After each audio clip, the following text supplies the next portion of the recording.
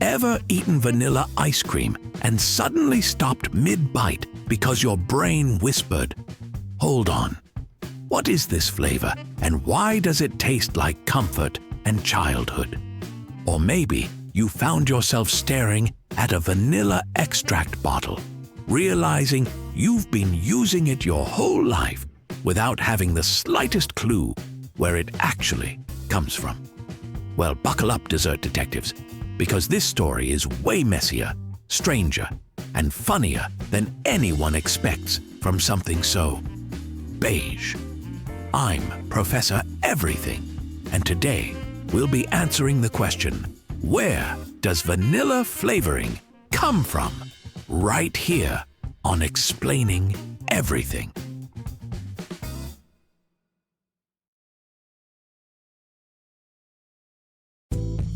Vanilla flavor starts with the vanilla orchid, a plant that looks beautiful but behaves like it woke up and chose emotional complexity.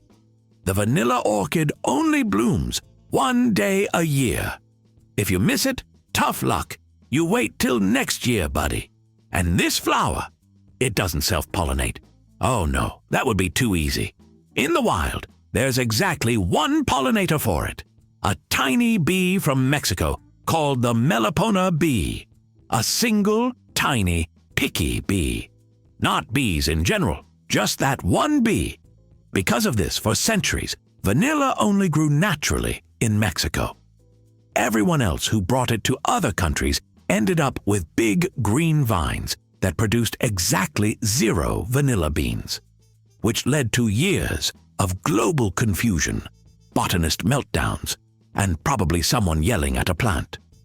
Then, in 1841, a 12-year-old boy named Edmund Albius on Reunion Island figured out how to hand-pollinate the flower. A kid did it. A literal child solved the global vanilla problem while adults stood around like, "Oh, it should just work." After the flower finally gets pollinated, it begins the long journey of turning into a vanilla bean. And by long, I mean extra long. The bean takes 8 to 9 months to grow. That's literally the same timeline as making a whole human baby. And after waiting almost a year, do farmers get a beautiful, fragrant pod? Nope. They get a green, flavorless bean that tastes like disappointment. It has 0 vanilla smell. If you bit into a raw vanilla bean, you would ruin your day.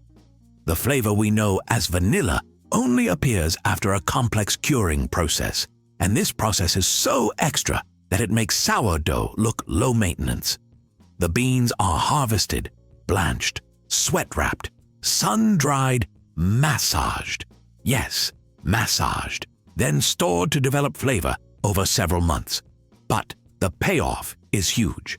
During curing, a compound called vanillin develops, and that molecule is responsible for the entire aroma we associate with vanilla.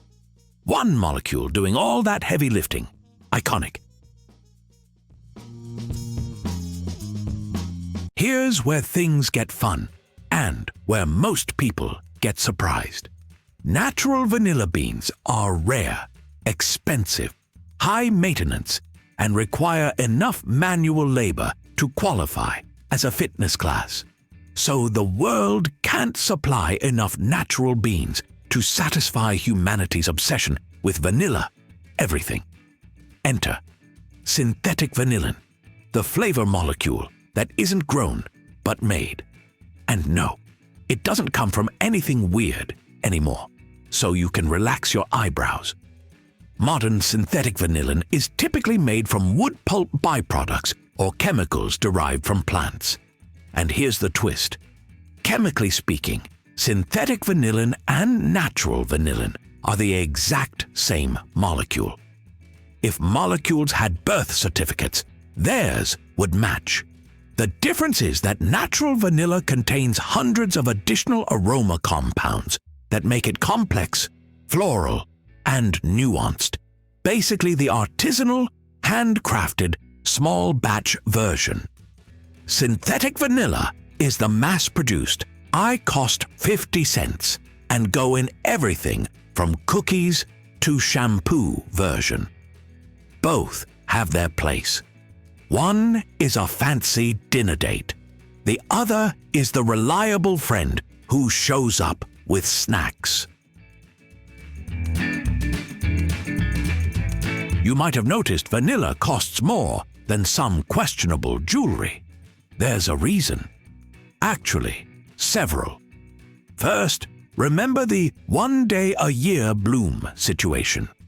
If weather conditions are bad, the flowers won't cooperate and the whole season tanks.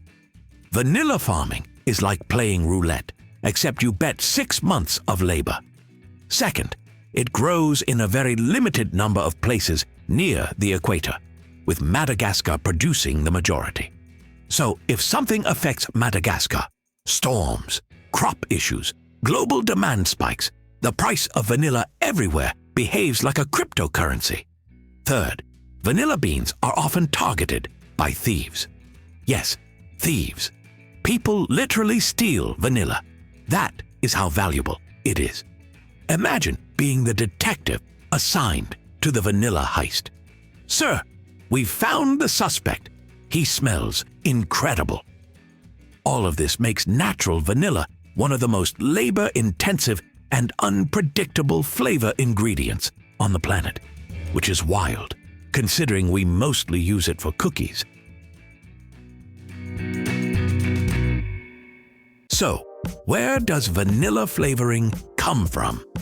The answer is equal parts science, patience, and a flower with commitment issues.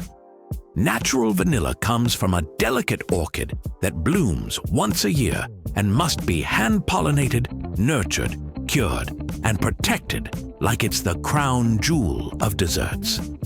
Synthetic vanilla, on the other hand, gives us affordable, accessible flavor without all the drama. Either way, the next time you're enjoying vanilla ice cream, you'll know it's not just a flavor. It's the result of a plant diva, a hard-working farmer, and a 12-year-old genius who changed dessert history. And honestly, that's pretty sweet. If you enjoyed this video, or if you are now craving for something sweet, leave a like and don't forget to subscribe. Also, if you have suggestions for our next video, feel free to share them in the comments below. We'll be sure to give you an acknowledgement for your contribution. If you enjoyed this video, please check out our other binge-able channels.